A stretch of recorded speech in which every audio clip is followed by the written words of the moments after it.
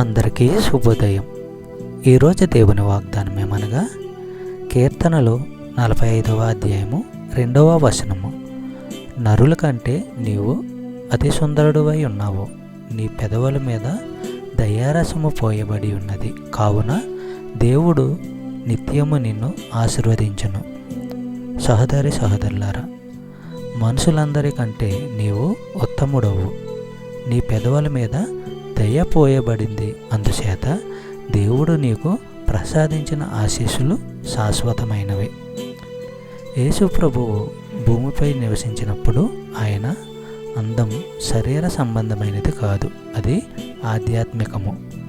ఆయన పెదవులపై దయ పోయబడింది.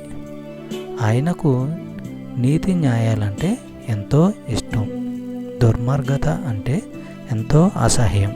అందువల్ల తండ్రి అయిన దేవుడు ఆయనకు శాశ్వత దీవెనలు ఇచ్చాడు.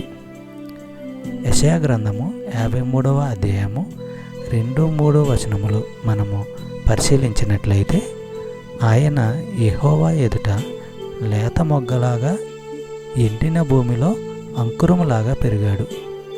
మనము ఆయన వైపు చూసేలా ఆయనకు అందము కానీ ఘనత కానీ లేదు. ఆయనలో మనలను ఆకర్షించేది ఏమీ కనబడలేదు.